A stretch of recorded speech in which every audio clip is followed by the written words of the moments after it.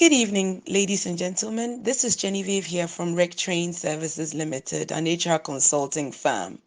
Thank you very much for the opportunity, Cynthia and her team especially, for giving me this opportunity to share a little bit of knowledge of what I've gathered throughout my working experience.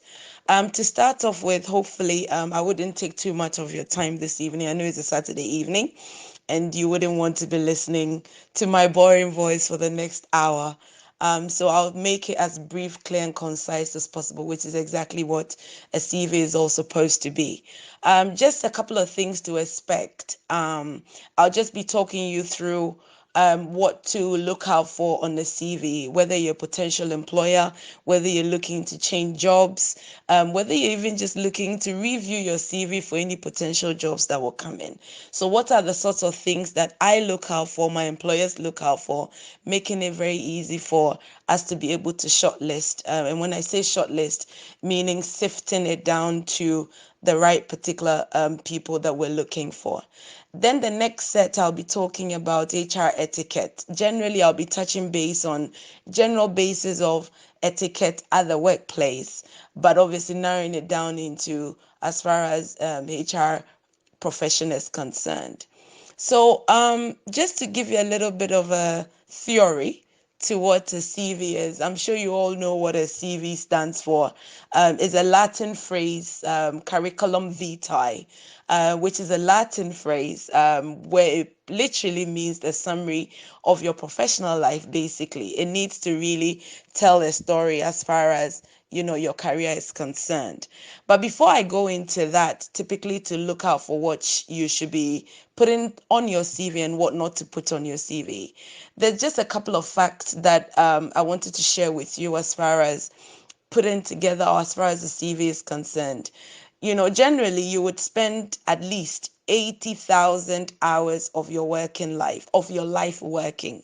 So you can imagine how critical it is as far as making sure that standing out is actually very, very important.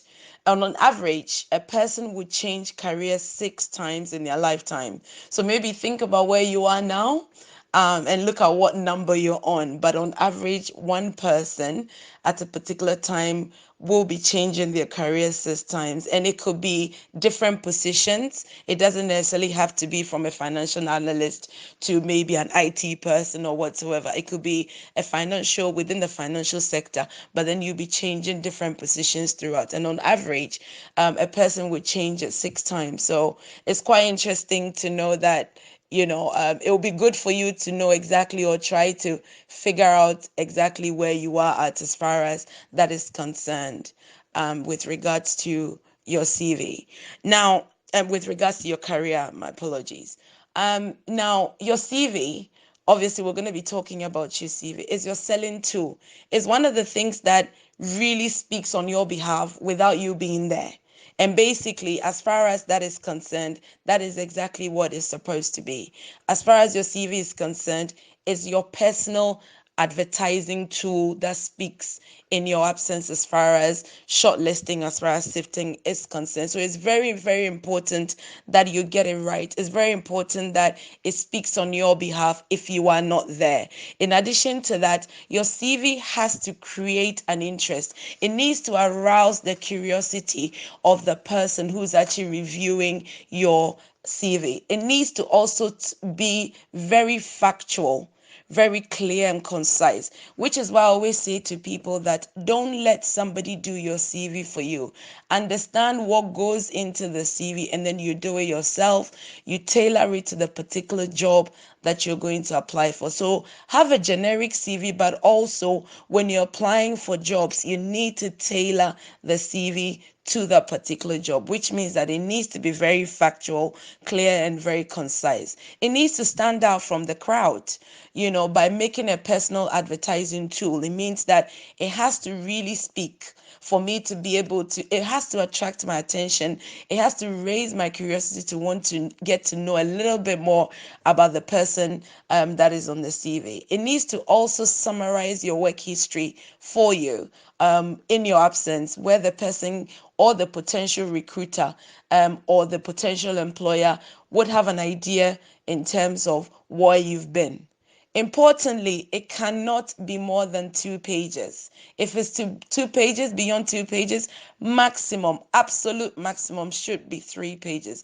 I'm sure I'm going to get a lot of questions, people asking Jen, but we have extensive experience and stuff, and sometimes it goes on it. And I'm sure with time you would understand why we keep saying that it has to be at least 2 pages as far as that is concerned.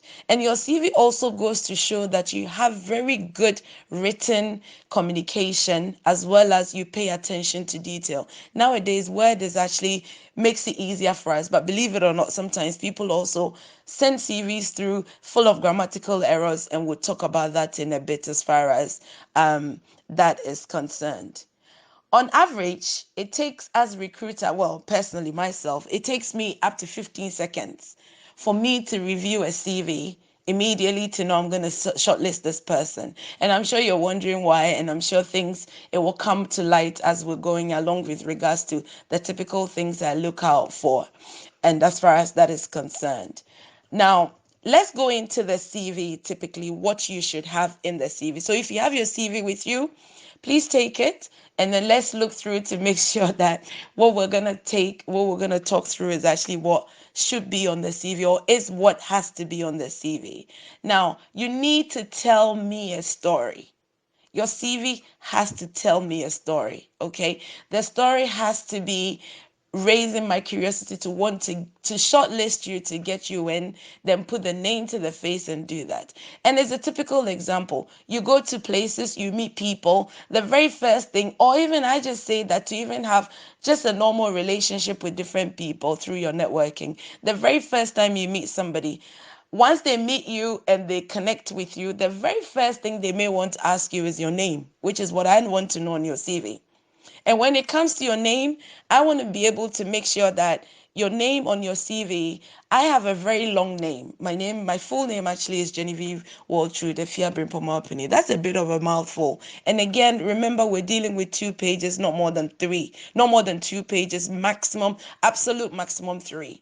So your name has to be very straight to the point, very simple, Genevieve Puni. If you have middle names and you want to abbreviate it, fantastic. It's fine, but don't write the long name across it. It makes it looks a bit scanty. So just make sure you have your first, your last name, and your middle names in the end. In terms of your contact details, that will be the next thing, because obviously when somebody meets you, they get to know your name. Oh, so how do we keep in touch with you? That is your contact details, because somebody shortlist your CV. It means that they will be contacting you, and normally, or nowadays, because technology is taking over, hardly would somebody write to you in terms of post. So I always recommend that have your contact details as far as your telephone number, maximum 2 numbers, which is one regular number that you have and a second number. I know in Ghana, because of the network issues, it's always advisable to have 2 numbers, so that if we don't get through to the first one, at least we can get through to the second one. Then your email address. Very, very, very important. Please, your email address speaks very big volumes about yourself. Believe it or not, you don't want very, very different email addresses that would connote something completely different, give a different impression to the client. So give a very simple email address: genevieve.puni@gmail.com, samuel.smith@gmail.com, at hotmail.com, at yahoo.com. Nothing like sexy babes, beach girl, busy bee at gmail.com. It speaks volume about yourself, because I know when we're all in university school, we have all our nicknames and we come up with all these sort of email addresses. It's not appropriate to have that on your CV. So make sure that your CV is a very simple professional email and you're good to go. As I mentioned, the telephone number has to be maximum 2 numbers, one regular one you use and the subsequent one. And please, if you do have to use somebody else's telephone number, please let them know, because half of the time we call them and then the first thing that we go is whiny, because they're not even aware that we're calling, or they're not even aware their numbers have been used to put on their CV. So make sure that as far as your numbers are concerned, if you're going to put a third party person on there, then obviously you have to make sure that you let the person know. The next thing I would want to know, or I would want to see with regards to your CV list, is that now I know your name, I know your contact details, how to get in touch with you. Then the person will go, tell me a little bit about yourself. And that is where your personal profile comes in. Now, your personal profile should not be anything more than 50 to 80 words. Now, 2 pages, as I mentioned, and again, recruiters, we use up to 20 seconds to decide who has to be shortlisted. And this is where it comes in very critical. 50 to 80 words with regards to your personal profile. Some people call it career objectives. Some people call it personal profile. Some people call it anything that some other names that they want to call it. Importantly is that you need to make sure that you summarize it, okay, into a personal profile. It should not be more than 50 to 80 words. It has to be written professionally in the third party statement. So an individual, a consensuous person, not Genevieve is, not Marian is, but it should be an articulate individual, then you carry on from there. It should really summarize your career status. So if you have 20 years experience, it should say 20 years experience in what sectors, where your area of expertise come in, and your areas of interest also comes in. So you go in with regards to the summarizing the number of years of experience and obviously your expertise in that area, the sectors you've worked in, and then the sector that you are looking to venture into, including the level of the role that you are applying for. It's very, very, very important, and the reasons why you would want to work for that particular company. That is it. Now, if I'm to read that personal profile, it gives me everything about you in summary. If I'm very curious and I want to understand the length of times you've worked at a particular place, your loyalty and all the other things, then I'll go down into detail into the CV to look at the areas you worked and your responsibilities and stuff. But at least the personal profile gives me a little bit of an indication of the sort of person I'm looking for, because it gives me an idea of your career status in terms of years of experience, the years of expertise, the areas of expertise, the sectors you've worked in, what roles you've worked in, and why you want to work in that particular sector. Next to it, you would want to know a little bit about the person's skills. What skill sets do you have that obviously my client or I would be able, or the potential employer would be able to leverage on? And when I talk about skills, I'm talking about soft, I'm talking about technical skills, and I'm also talking about all the skills that you can think of, obviously relating to the role that you're applying for. Okay. Now, in the skill set, don't just list them. Communication skills, attentive, paying attention to detail skills, interpersonal skills. You need to show me in one simple line. This is where your English teacher will be very proud of you, because then you're summarizing everything in a very straight, concise and clear to the point. So for example, if it's communications, how do you, or how have you exhibited, or what sort of expertise do you have as far as verbal, as far as communication is concerned, whether it's verbal or in writing? So for example, with communication, you can talk about the fact that you're able to establish rapport at all levels within every organization. That is one liner. You are fine. Another one would be listening, and maybe listening and problem solving skills, where you're able to evaluate situations with an open mind and solve them. That is one of the areas. When you talk about HR, for example, you're looking at, technically, you're looking at having the knowledge and the practices or the expertise when it comes to the Labor Act, or when it comes to labor, when it comes to HR principles and stuff like that.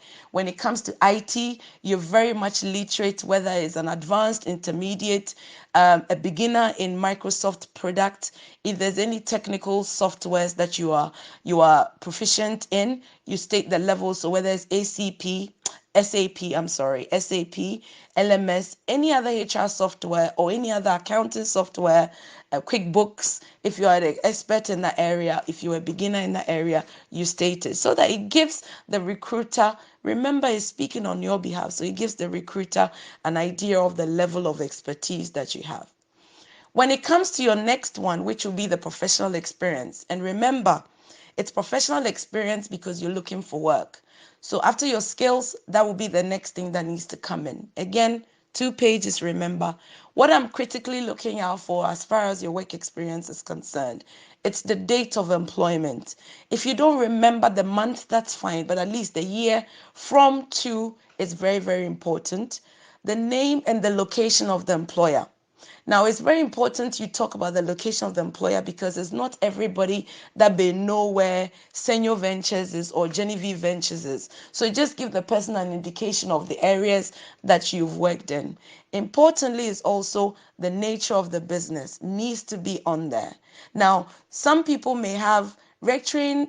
When you listen to the name or when you read the name, it sort of gives you an idea as to do with training or recruitment or HR services. But when you have something like Genevieve Ventures, it's very difficult to ascertain what sort of business it is. So obviously, if you put that on there in terms of the nature of business, it makes it easier for us to be able to figure out what it is.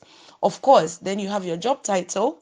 And then importantly, the terms of job. Is it a permanent contract? Was it a temporary contract? Was it an internship?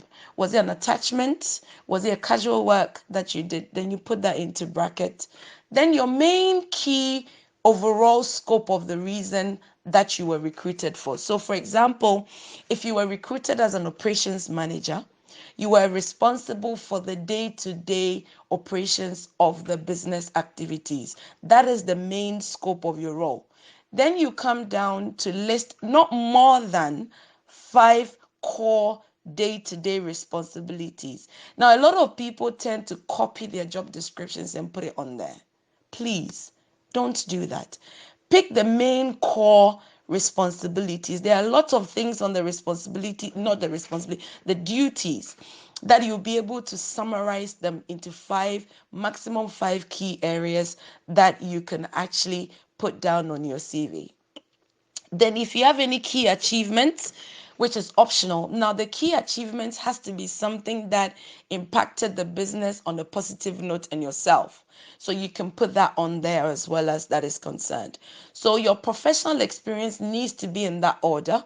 Then obviously with the most recent or the current one at the top in that order. Half of the time you get people doing it the other way around. So 1995 first, then you go all the way down, then you're now looking at 2019. No, 2019 needs to be at the top before the rest of it comes as well.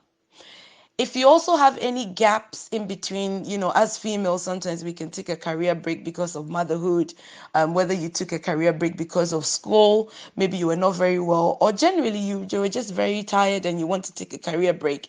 You also want to state that in there. So for example, you could have 2019 to 2022 career break, and that's it. So that answers with regards to why you have such a gap within your CV so that the client or the potential recruiter knows the reason why that is so.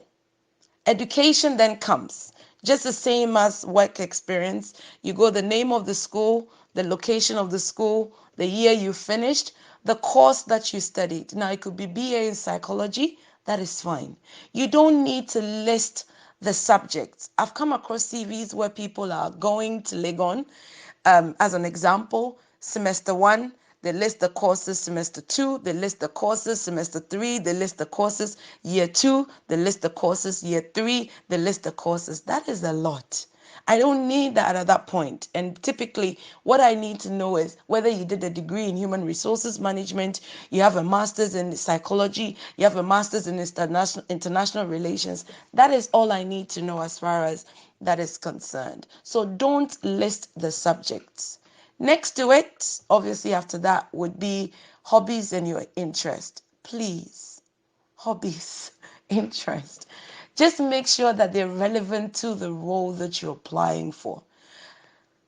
I once remember getting a CV from somebody and their hobby was kissing. We all love kissing. We all love kissing. But it can't be, yes, it can be a hobby for you, but should it really be on your CV as far as that is concerned? And I'm wondering, how is that going to help you in the role that you're going to apply for? Is it to tell the client that you are a good kisser? I mean, really? it's not really appropriate then. So you have to be very careful with sort of the hobbies and interests that you have. Only list them that is applicable to the role. Then, of course, you have references. Now, with references, I always recommend to people provide it only when it's requested. So at the bottom of the reference, you just write available on request. Okay, unless in the application process they are telling you to make sure that you provide the details, which sometimes the public sector does. But in most private sectors, if I really want to know who your referees are, I can always ask that when you come for interviews or even at the point of taking the job, offering you the job. So that is really what I look out for. And in terms of your references, if they ask you for it, provide the most current or the most recent employer, one professional, one character. Okay, I always recommend that you do one professional, or you can do two professionals, one character, and then you're good to go. The professional can be the most recent, the previous employer. Then obviously a character would be a colleague that you worked with as far as that is concerned. Okay. One will be wondering what to do next as far as obviously the good time to apply for a job. Okay. Make sure that if you're going to apply for a job and you see the vacancy, take your time and read the vacancy. Don't just send it through because you want to send it through. Because half of the time, that is the reason why people don't get responses, because you're not suitable for that particular role, but then you just sent your CV through. That's one of the areas that you can use as far as a good time to apply for jobs. One of the options also is through recommendations or when you're being headhunted, which means that people are recommending you for this particular role. And obviously, once you're being recommended, you ask for the details of the role so that you tailor your CV to that. And also another opportunity is through networking. I can't stress enough on networking. And don't just go for networking because, or to network or to talk to every single person. Make sure you connect. It's not about going in there straight away to look for a job, but it's about relationship building. Through that relationship building, they may not be the person that may help you as far as finding work, but they may be the route to give you the right channel to look for work as far as that is concerned. So really, that is what it is as far as your CV list is concerned. So it's just your name, your contact details, whether it's email, telephone numbers, your personal profile, your skills that you're going to add on to the business, your work experience, your educational experience, then obviously your hobbies and interests, then obviously your references available to request. So that is why I said it has to be two pages, not more than 2 pages, maximum 3 pages. And especially when you tailor it to the role, then obviously you're good to go. Sometimes we come across a lot of people who make a lot of mistakes. Very important when you're putting together your CV. Nowadays, Microsoft gives you all the opportunity to be able to get through that. So be very careful. Check your spellings. We get misspellings, grammar errors on CVs, ambiguous statements. Example, people can just put PA for so many years, or I've been an HR assistant for so many years. What is so many years? Be very specific. Use the SMART approach. Is it 20 years? Is it 2 years? Is it 3 years? Outdated CVs. Sometimes we get CVs, you call them, oh, madam, I left that place long time ago. Well, why didn't you update it? Because it's very unappealing. And sometimes because you have such a gap, we may not even come and we may not even call you because you haven't updated your CV. And some people put irrelevant information. I once remember getting information on somebody that had the sex, their parents' name, their siblings' name, where they come from, their marital, their date of birth, the church they go to, and all that. And I was wondering, how relevant is that as far as being shortlisted at the very beginning is concerned? Because all that information can be taken once you get the job. People put in personal profile information which is not relating to the job that they're applying for. That is also one of the mistakes they make. You can also have somebody having a job objectives, a career objectives, and then a separate personal profile. And when you critically look at all those three, it's all been merged. You can merge them into one. 50 to 80 words. And when you look at them critically, you can say that they've just used different words, but it connotes the same thing as far as that is concerned. Some people also put the educational experience before their work experience. It is not wrong, but I would always recommend that you put your work experience first, because it is the reason why you're applying for the job, not necessarily the educational experience. Some people also, as I mentioned earlier, date not in chronological order. Different font sizes and font styles. Oh my God. Because they're copying from different companies that they're working for, who have different acceptable standards as far as their brand guide is concerned. Where some people may be using font Arial, others may be using Caliber. They just copy and put it. Or sometimes you get different colors. So you have their name in orange, they're writing in pink, and then different colors or whatsoever. Just make sure you have one standard color. Black, acceptable, is fine. Color coding sections is also not very important. It's not appropriate at all. Okay, so in summary, just remember that your CV is the best impression of you. Keep it the KISS way. And when I say the KISS way, I mean keep it very, very, very simple and straightforward, because it has to speak on your behalf. And that's the end of CV as far as that is concerned. Okay, so now I want to talk briefly about etiquette. Okay, and when we talk about etiquette, etiquette is all to do with acceptable behaviors, whether it's within society, whether it's within a work environment. Of course, this particular instance, we're looking at work environment, okay? And etiquette really is more of a polite behavior within a society, a workplace, or groups. When we're all growing up, we knew a thing about culture. You know, they always say culture is the way to live and everything else. Now, etiquette is really a code of polite behavior within the workplace when we talk about etiquette in general, but linking it to workplace is more to do with the business etiquette. And it differs from place to place, it differs from business to business, it differs from company to company, but they all have one underlying thing in common: acceptable behavior. What is accepted? You go into, for example, GT Bank, they have orange as their colors, the way the staff wear their uniforms, the way they relate to their clients and stuff. Once you see an employee of GT Bank, you know this person is for GT Bank. And usually it's more to do with the culture, is more to do with the business behavior, the polite behavior, accepted behavior, or the customary code for the business as far as that is concerned. But before I go into it, I just wanted to share briefly, and I'm going to share a document with you guys afterwards as a referral tool. Because of time, I wouldn't want to go deep into a lot of it. But one will be wondering, you're working in HR, you have the potential, you want to work in HR. I'm sure some of us on here are gurus, others are middle, others are newbies and everything else, which is great because we all learn from each other and everything. And one will be wondering, for somebody to be an HR person to start off with, what are the sorts of things that you would be having in terms of qualities of an HR professional? It could be technical qualities, it could be soft skills, it could be anything. But in terms of qualities as an HR professional, some of the things that I personally think as an HR person, and my previous presenters have mentioned quite a lot. Dr. Ayi mentioned quite a lot the last time. Rita Kushi mentioned quite a lot the last time. A few others, which other presenters have also mentioned quite a few things. So when it comes to qualities of an HR professional, you need to be an industry expert. No two ways about that. Legalities when it comes to Labor Act.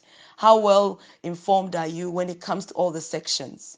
When it comes to technical advisory services, technical advisory, giving information or advisory to staff members when it comes to employee relations, how fully well equipped are you? In terms of skill set, in terms of qualities, what is your enduring skills for life when it comes to critical thinking, abstract logic beyond thinking? What are the things that you have as far as enduring skills is concerned? Another quality is, how approachable can you be? or how approachable are you? Are people comfortable coming to you to speak to you about issues at work where you can keep it very confidential, which is another quality? Very important in our practice. Confidentiality is very key. It's one of the biggest things that sometimes even when you know that you're going to terminate somebody and you're having lunch with the person, I remember Dr. Ayi referred to that the last time, you can't tell anything to the person because that is your code. You have to make sure that, you can't divulge any information, and that is where confidentiality comes in. Again, one of the qualities also is, are you a leader of influence and practice? So being a leader of influence and practice, having very good communication skills, both in writing and both in writing and verbal. How analytical are you? How of a good problem solver are you? A solution provider and executor are you? Are you very self-disciplined when it comes to time management? How proactive are you? How can you be innovative and creative, thinking outside the box? When it comes to future of work, what are you thinking as far as, operations, HR operations within the environment that you find yourself in is concerned? Are you very highly organized? Are you a good planner? Are you thorough when you're giving information out or when you're disseminating information to other parties? In terms of your human relationships or human relations, how do you empathize with people? Those are all the qualities of an HR person.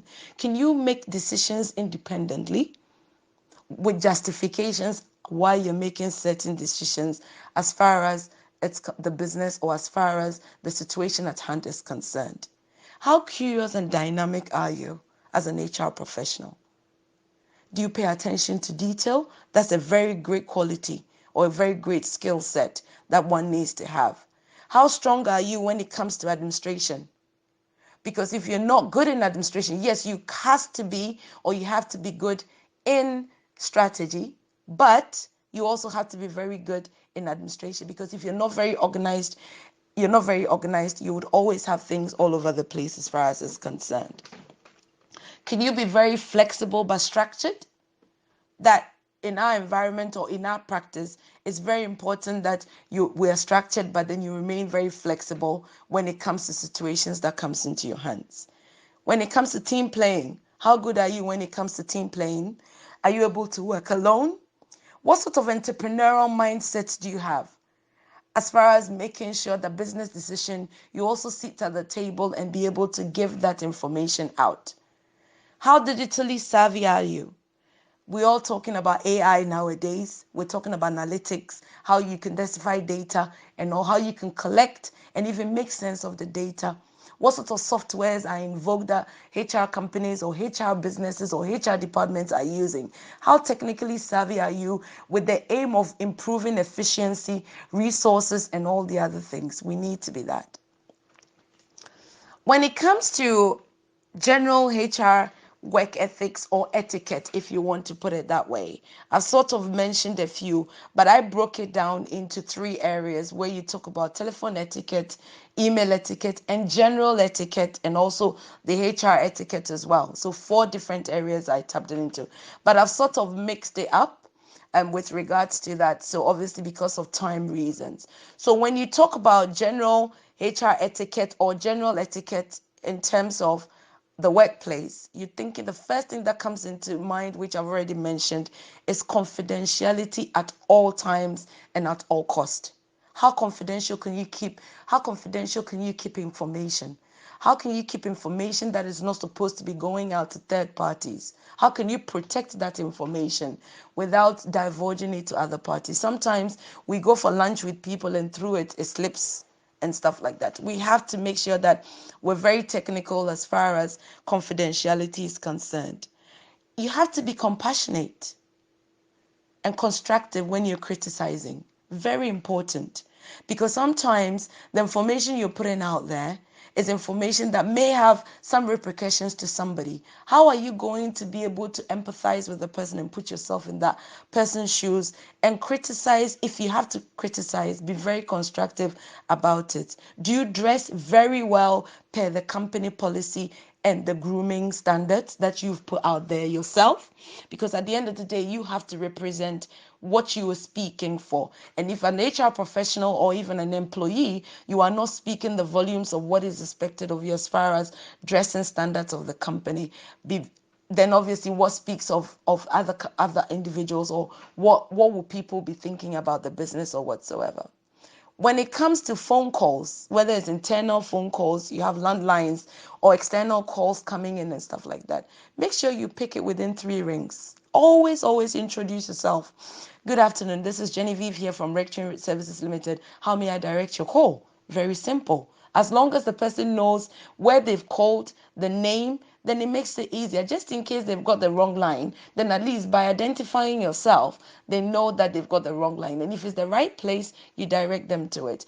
If it goes on ringing for a long time and you pick it up, apologize. I'm sorry to have kept you waiting. I'm sorry I didn't pick the call on time. This is Genevieve here. How may I help you?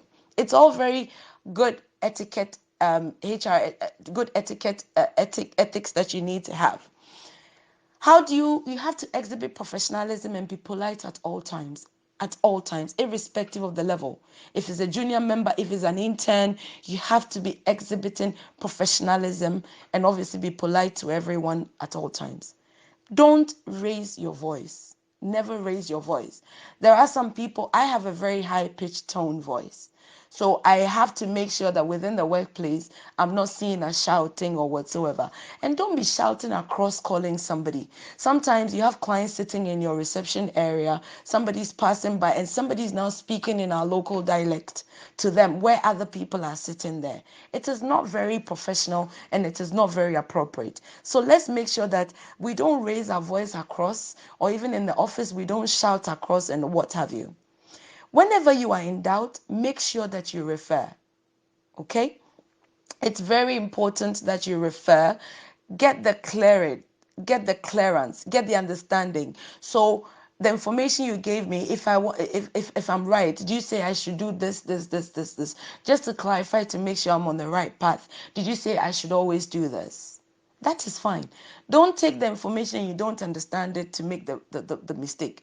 Ask, clarify, refer, and make sure that you always use pleases and thank you, irrespective of who it is. We have a habit of, whether it's a junior person, we don't say thank you to. You need to say thank you and please to every single person that helps you one way or the other within the workplace. Because if that person's role is to make tea for you, if they don't make you the tea, you can't think straight. If that person's role is to make sure that the room is always tidy for you to have your meetings, for you to be able to do that, your desk is always tidy and everything else, then you have to make sure that if you're asking them to do something, or even when you see them, oh, thank you very much for clearing up, oh, thank you very much for doing that, it does not change anything or whatsoever. So always make sure that you use your pleases and thank yous. Make sure that you always apologize for mistakes made. Some people find it very hard to make mistakes, even when they know that their team members, who happens to be a junior member of staff, is correct. But because they're above them, they find it very hard to say, I'm sorry. There is nothing wrong in apologizing, and there's nothing wrong in accepting your mistakes, because at the end of the day, it's a mistake you've made. You've accepted it, and then you move on. So always apologize for mistakes that you've made. Make sure that you are not late, and if you are late to events, to meetings, to whatever it is within the workplace, make sure you notify in advance or you apologize when you get there. Avoid office gossips with anyone and about someone, because believe you me, it really can grow very nasty.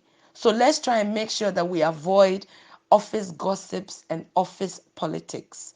And don't use or misuse office property. We all know sometimes, the odd bit here and there, we can make one phone call because you're holding a company phone, or you can print something or whatever you. But don't go to work and sit on at work, watch Kumkum Baja, for example. That is data.